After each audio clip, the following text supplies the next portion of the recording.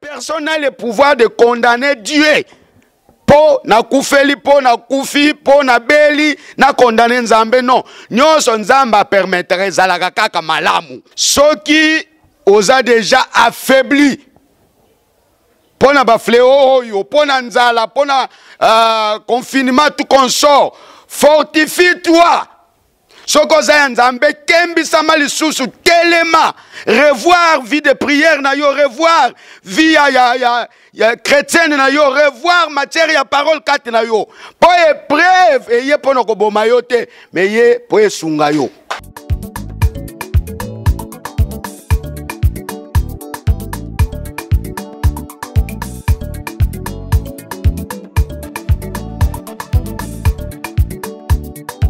Père Céleste,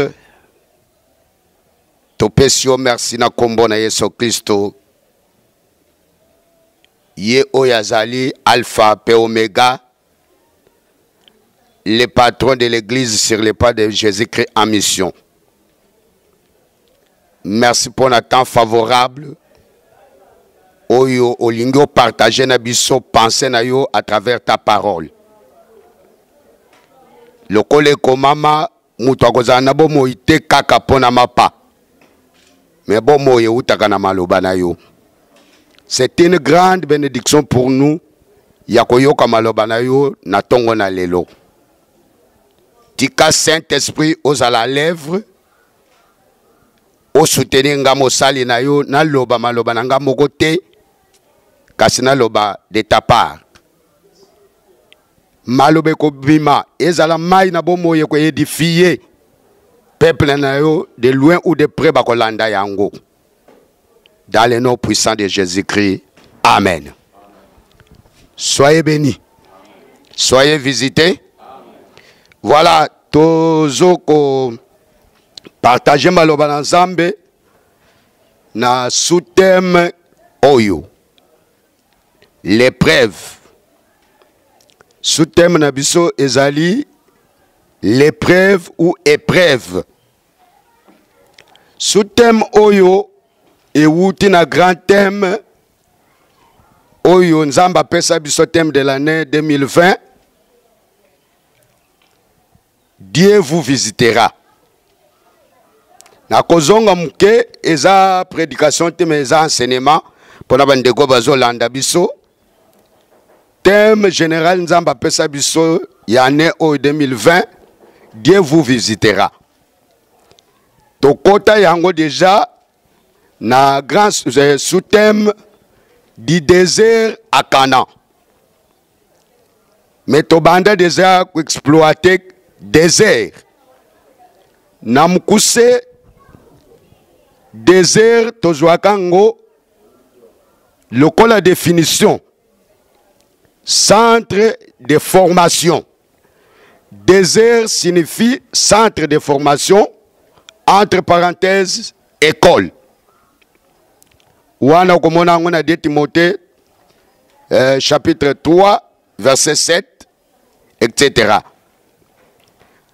En outre, désert signifie souffrance, calvaire. Romains 8, verset 18 à 25. Désert encore signifie lieu de test. Lieu de test ou examen. Selon Genèse chapitre 22, verset 1 à 2. Désert signifie lieu de confirmation. Désert signifie lieu de confirmation. Genèse 22, 16 à 18. Okomona makambwana nyonso lokola ndimbola.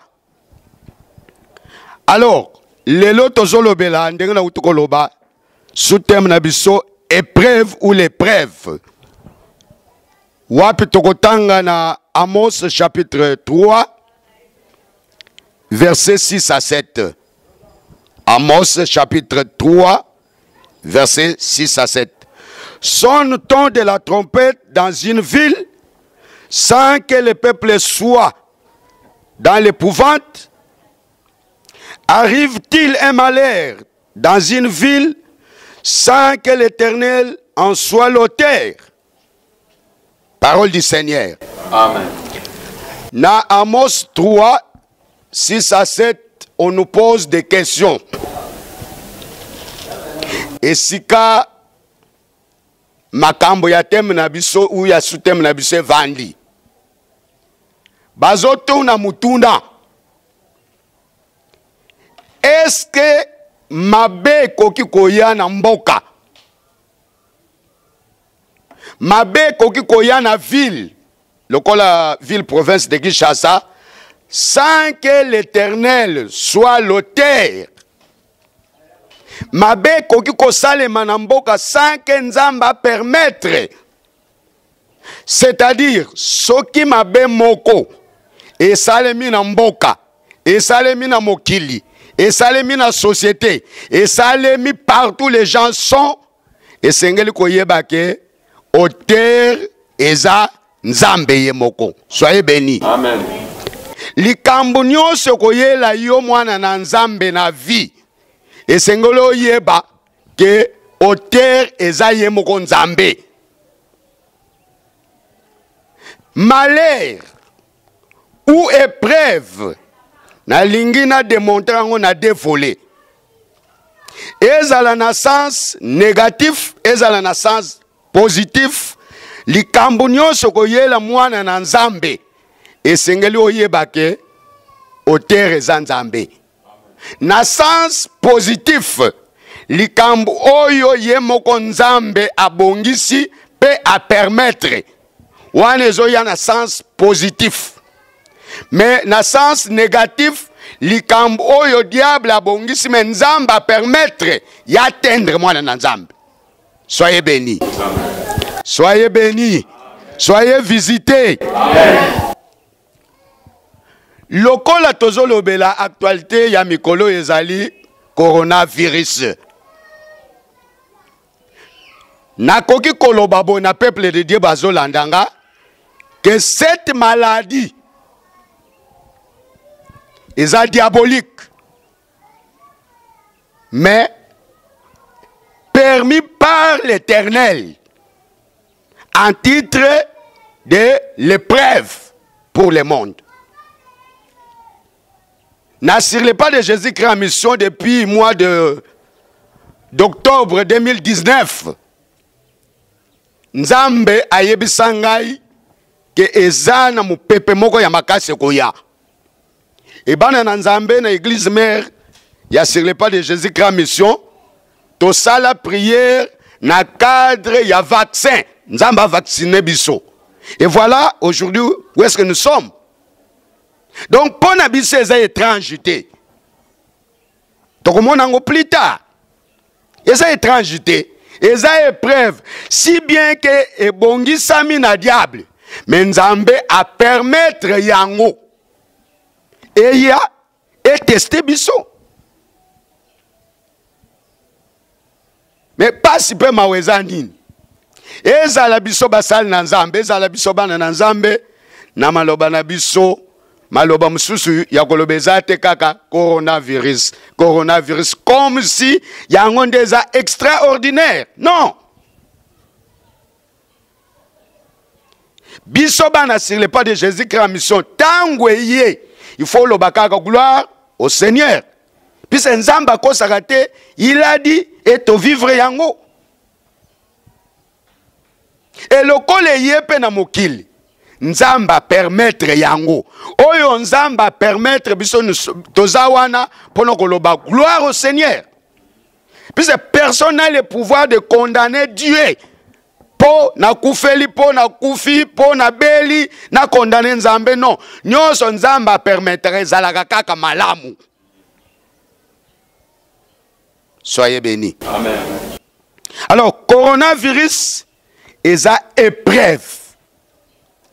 Écoutez, épreuve est à la carte pour na Nzambe. Mais tentation est à la carte diable pour na Nzambe. Épreuve Nzamba permettra yemoko pour na banana ye, mais tentation est outaka na diable contre banana Nzambe. il faut qu'on comprenne biloko mibale. Qu'on confondre tes tentations na épreuve. Bon, Nzambe akoki ko tenter mwana na yete. Nzambe a memaka mwana na ye na komekama. Bon, épreuve na lingala nzana na mwa mobulu mukena ko comprendre. Épreuve lokola na ba domaine sa vie po mutu amata classe examen babenga kayango nini épreuve examen l'état eza épreuve et l'état wa bongisi examen l'état abongisi yango te épreuve po enyokola belève non par contre po sunga bango tout comme aussi Nzambe épreuve nyonso ko permettre et yela bana na Nzambe non pour les faire souffrir mais pour no ko sunga bango ba mata. Soyez bénis. Amen. Soyez visités. Amen. Faut se pelaka tango ozo kutana be preuve eza ezo ute pa na Nzambe. Ne preuve Nzambe moko abongisaka moyen pour muta s'en sortir. Tout comme na tentation ya diable tango Nzamba permettre ye toucher mwana na Nzambe. Nzambe ka muta bongisaka moyen pour mutu à surmonter. Betele Yesu maboko.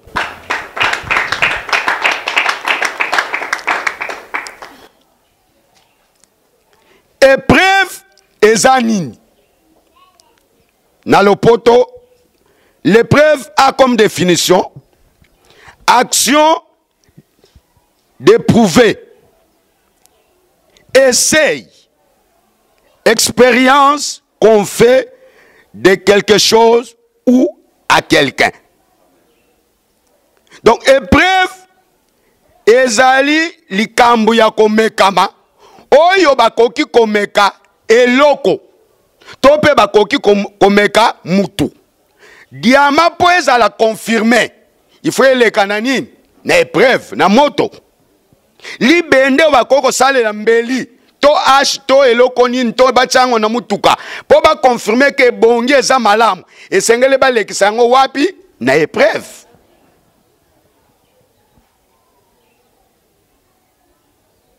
Mais ce qui libende zomekama a plus forte raison bisobana na Nzambe.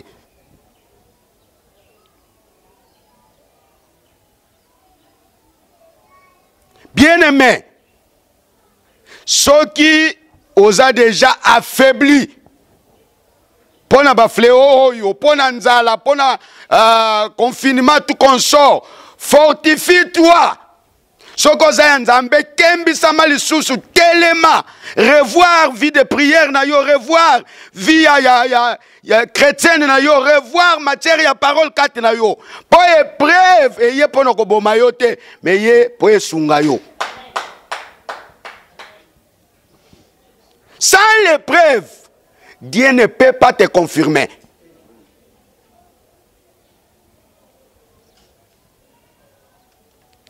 Écoutez,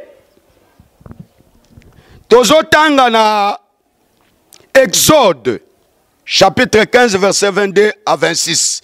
Tokomona kuna nini Nzamba salaka pona bana Israël. Tu peux lire ma sœur. Exode, chapitre 15, verset 22 à 26.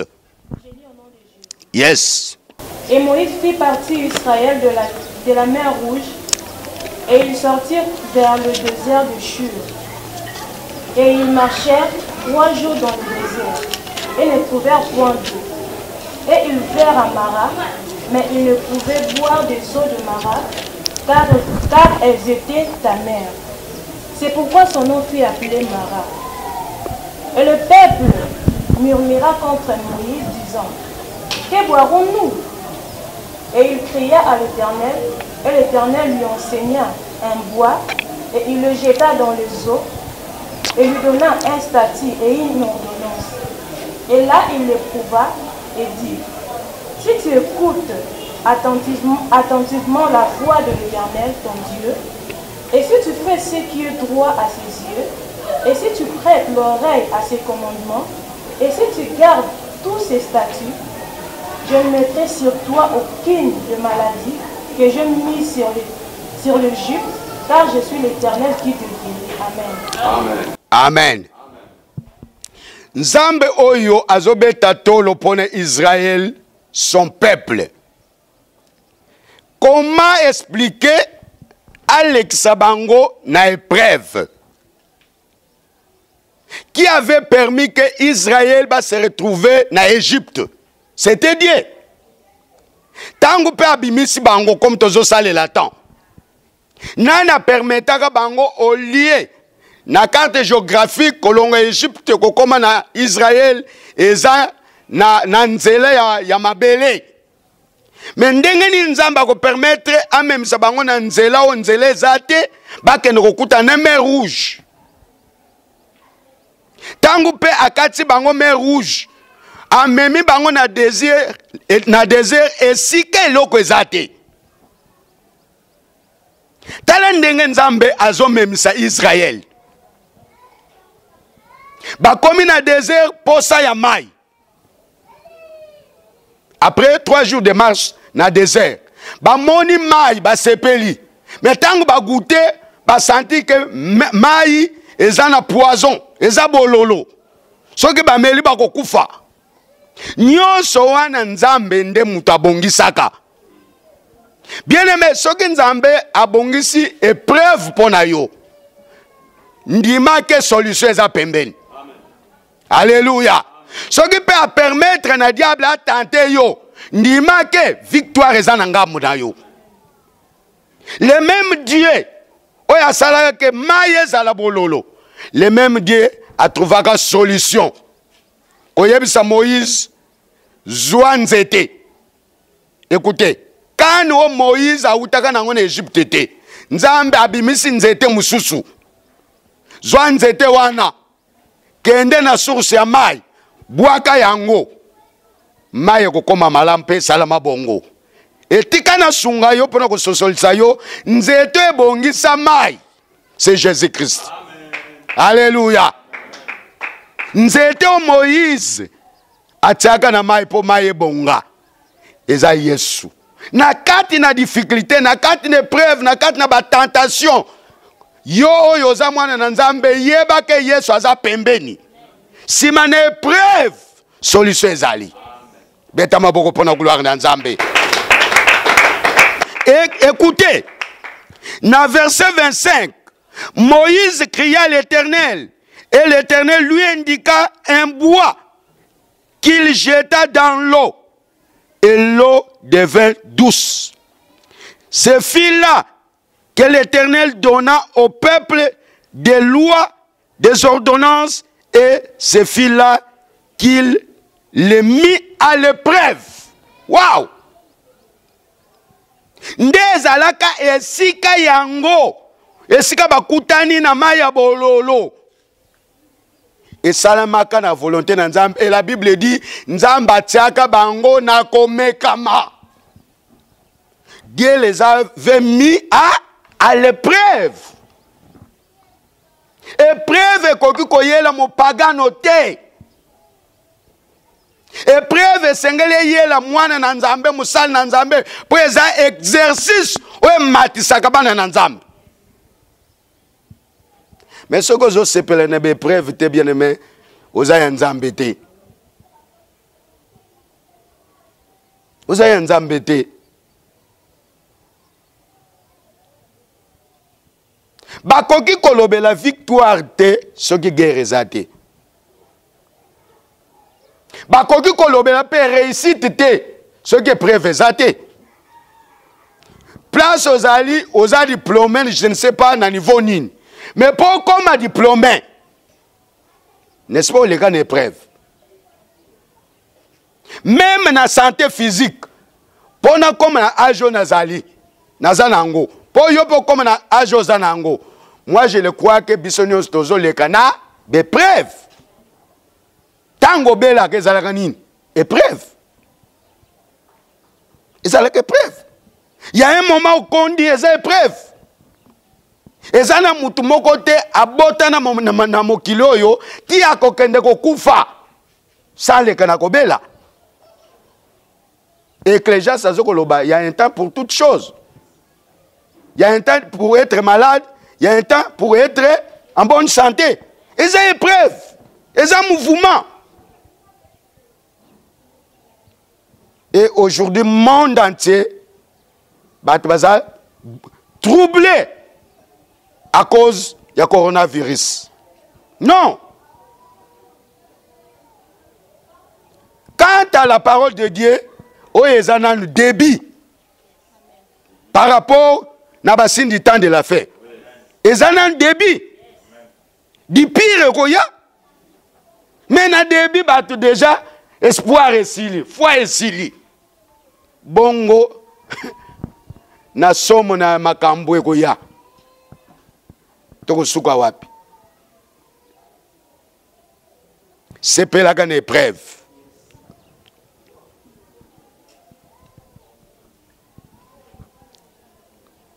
Écoutez. Épreuve ekoki kozala maladie. Épreuve ekoki kozala liwa. Pour notre grand frère Jésus, à l'écran épreuve. Pour l'élo, avant de gloire en gloire, à l'écran épreuve, il y a liwa. Tika pena yebisa yo peuple de Dieu. Épreuve, monsieur, c'est quoi que ça l'appelle bénédiction. Nzamba pambolio na msala, nzamba pambolio na mbongo, nzamba pambolio su diplôme, nzamba pambolio au voyager, nzamba pambolio bali, li pamboli na yo esengolo yeba keza lipe épreuve. Yoka maloba na nzambe eloba. Exode 16 verset 1 à 4. Exode chapitre 16 verset 1 à 4. Et ils partirent de Lim, toute l'assemblée de fils d'Israël, et vers au désert de Sin, qui est entre Elim et Sinaï, le 15e jour du second mois. Après leur sortie du pays d'Égypte, et toute l'assemblée de fils d'Israël murmura contre Moïse et contre Aaron dans le désert. Et les fils d'Israël leur dirent: Ah, que ne sommes-nous morts par la main de l'Éternel dans le pays d'Égypte, quand nous étions assis auprès de pots de chair, quand nous mangeons du pain à satiété, car nous avait fait sortir dans le désert pour faire mourir de faim toute cette congrégation.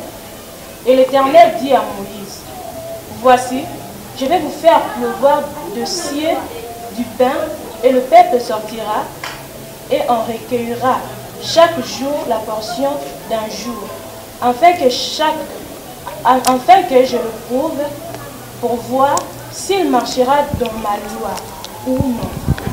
Soyez bénis. Nalingana tangal susu verset 4. L'Éternel dit à Moïse: Voici, je ferai pleuvoir pour vous du pain du haut des cieux. Le peuple sortira et en ramassera jour par jour la quantité nécessaire afin que je le mette à l'épreuve et que je vois s'il marchera ou non selon ma loi. Alléluia. Épreuve dans l'abondance.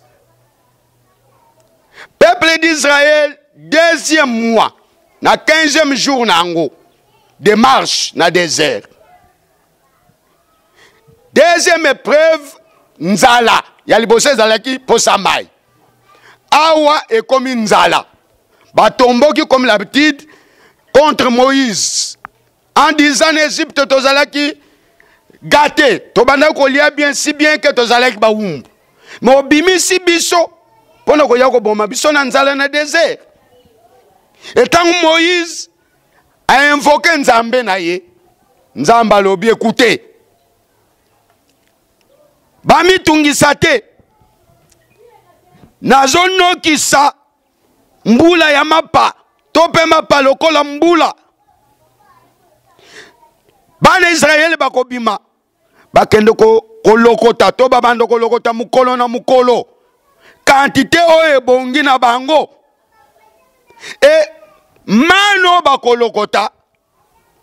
Toma pao bakolokota. Ngai Nzambe nazo mettre bango na épreuve. D'abord, épreuve na souffrance. Ya kozanga ma ya kozanga kolia. Ou épreuve komi na kati na kofuluka na kati na bénédiction. Puis c'est man, eza elingi koloba lipamboli. Na pamboli bango, nazo meka bango ponatala. Soki na kati na kolia na kati na bisengo bakotambola na mibeko na nga tope te. Wow. Bien aimé dans le Seigneur, tango zo pambola ma yo mutozo landanga yebaka yango ke nzambe pe ameki yo na lipamboli apesi yo. Atala soki o reconnaître un ke uti pa na nzambe, deux oko salela na lipamboli wana bana ba principe o nzamba pesi, entre autres kolongola moko na zomi, ko pesa ba offrande, ko pesa ba don, etc.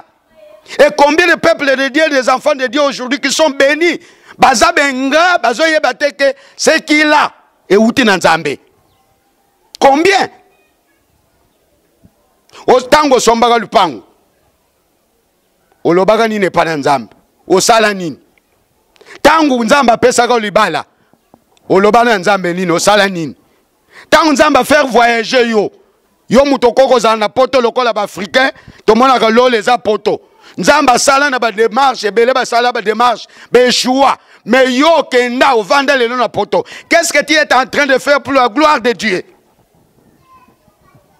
Les lois zo musala ozo sala nini pona œuvre de Dieu? Pendant que tu ne fais rien, nzamba amekayo. Amekayo. Même bana otozobota.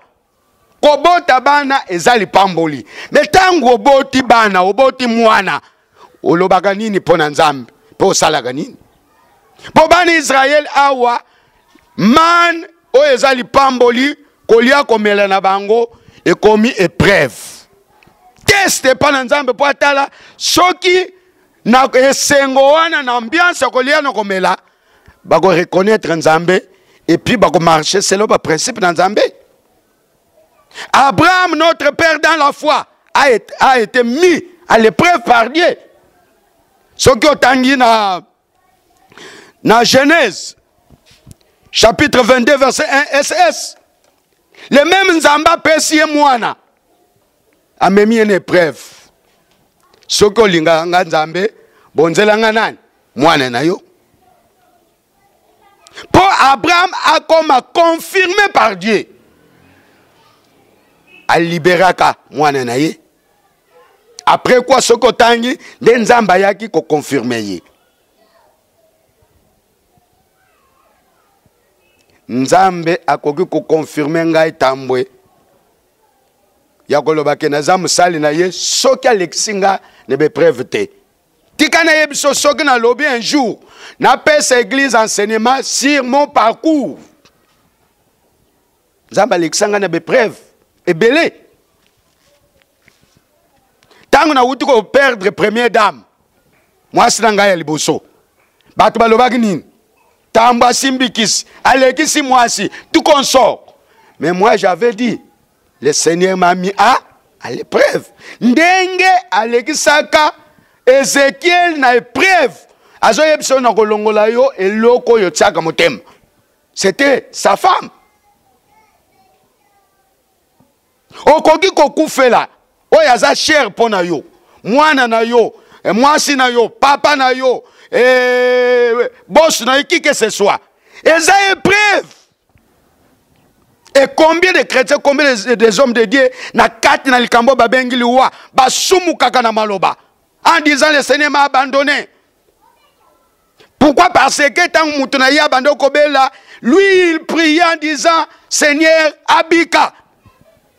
Faut passer dans la émission quand nous prions, quand vous priez, n'imposez pas Dieu. La prière, tu ne peux pas imposer Dieu.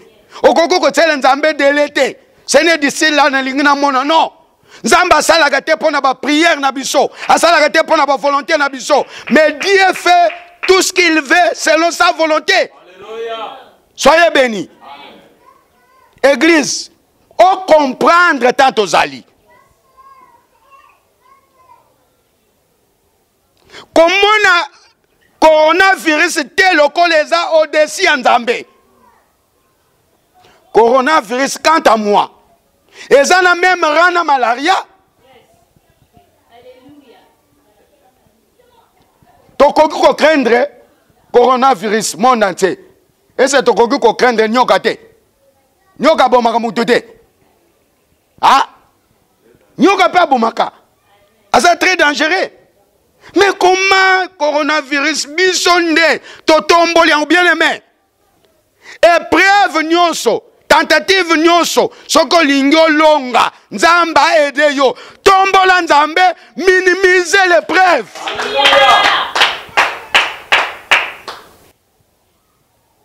Et d'ailleurs, la Bible dit, le Seigneur nous a doté un esprit supérieur. Le Saint-Esprit qui agit en nous est un esprit supérieur. Dans Matthieu 10, verset 2, le Seigneur dira, je vous ai donné le pouvoir de guérir toute maladie. Même yé, na onction, na pouvoir tozanango au nom de Jésus-Christ. Tokobonde na mutazana coronavirus ausani. Arobika. Mais les kokokate basana nzambe parce que tozu déjà kobanga. Or la peur kobanga, eza flèche armement ou arme ya diable a utilisé pour neutraliser l'église. Bien-aimé dans le Seigneur, na lingina cité pour nous yebisa yo mutozo landanga. Zongisa egui ya kondima na yo na isika na yango. Longola kobanga. Comment on a dit que Corona est la fin du monde? Mais kobanda lelo zolanda mais enseignement oyo sosola ke eza épreuve onzambe à permettre. Ba oyo bazana nzambe ata ezui yo ekoboma yo te. Yango moko Bible ko confirmer pona silis. Yoka Bible ndenge zoloba.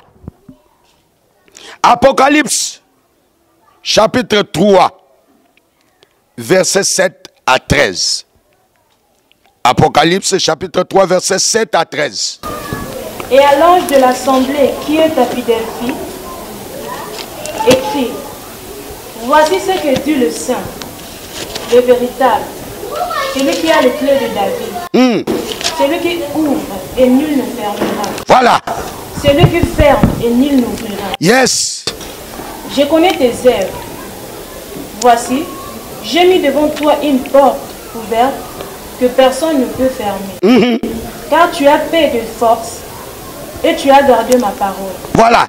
Car tu as paix de force, paix de foi, paix de puissance. Mais c'est que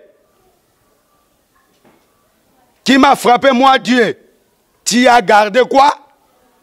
Ma parole. Allez-y, ma soeur. Et tu n'as pas renié mon nom.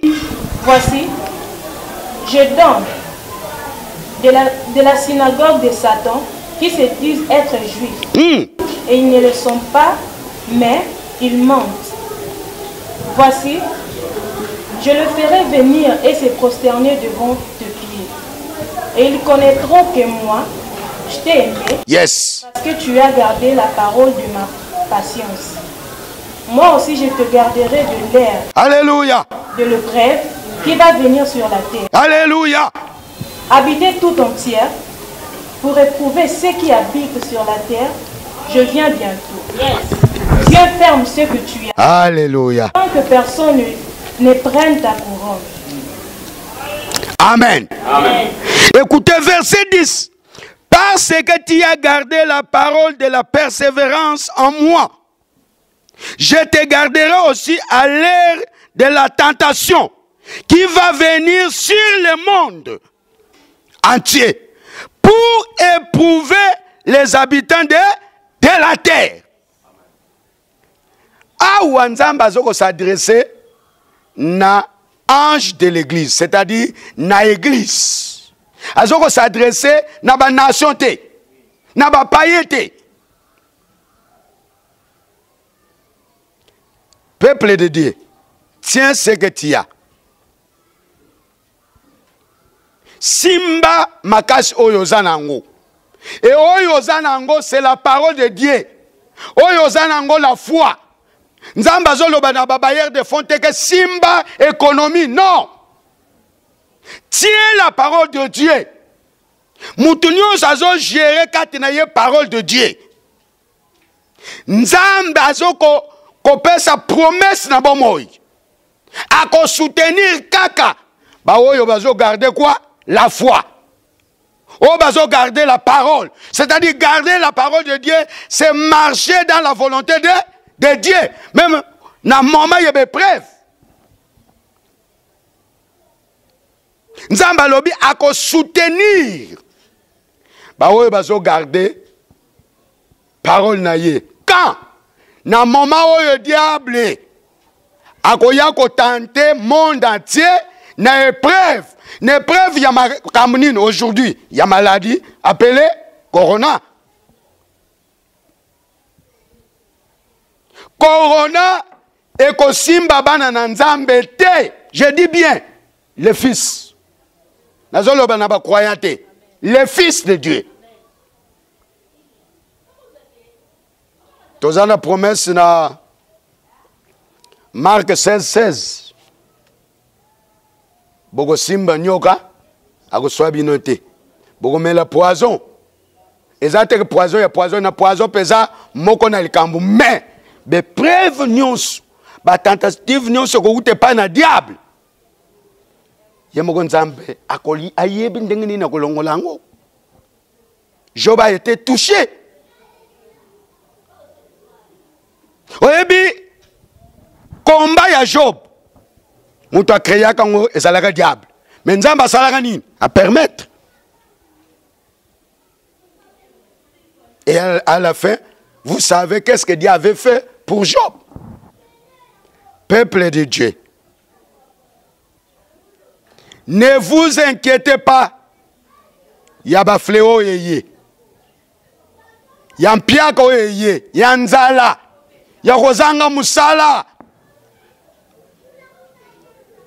Soki kaka o garder position na yo ya bonzambe na situation nyonso ko yela yo Dieu pourvoira.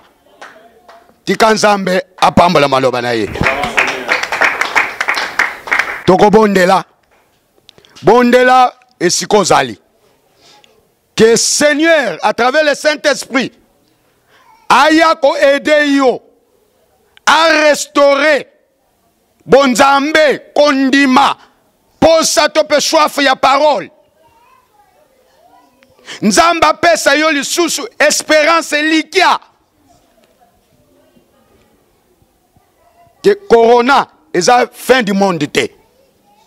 Kozango kolia eza fin du monde te. Crise eza fin du monde te. L'espoir fait vivre. Bondela Nzambe a fortifié yo. Nzambe a restauré yo. Tendre Père. Tu es le Dieu qui vit au siècle des siècles. Le omniprésent. Toi qui sondes la profondeur. Avant que Corona et yo yebaka. Oh Jésus, merci pour fortifier Ngai Kolobake. Corona est une épreuve que tu as permis. Alléluia. Je le crois que pendant l'épreuve, tu es là, tu es au Congo, tu opères pour épargner ce qui t'appartient. Oh Jésus, merci pour ta parole. Merci cher Saint-Esprit, car tu es toujours à l'œuvre. Tu contrôles la situation au Congo. Corona, et si bonzambe na yote, et si nguya na yote, kozanga, nzala kufa, et kakoli bonzambe na yote. Oh Seigneur, yaka ko fortifienga, yaka ko yikisanga mpiko, yaka ko ressourcenga. Alléluia. Alléluia. Alléluia. Gloire à ton nom, Jésus. Alléluia. Alléluia. Merci pour ta parole, notre Dieu. Tika Père, au salé en sorte que l'iloba oyo ou accompagner yango de loin ou de près et qu'elle ne peut édifier. Peuple n'yon sobako yoka yango. Na beti tolo ko zanzambe na Congo. Congo soki yote. Makambo salaka nebe preuve kotaka na Congo. Monde batato la ke ozanzambe. Merci pour na maloba na yo. Tikala nzambe ya tango nyonso. Biso tokoleka me yo tikali nzambe. Corona ekoleka yo tikali nzambe. Piaka koleka yo tikali nzambe. Liwa olonga yango. Lokumu ezonge pai na yo. Pambola mutu nyonso alandi maloba oyo. Na kombo na Yesu Kristo na bondeli bongo na kondima. Peuple de Dieu, soyez abondamment bénis. Soyez visités. Gloire au Seigneur, merci.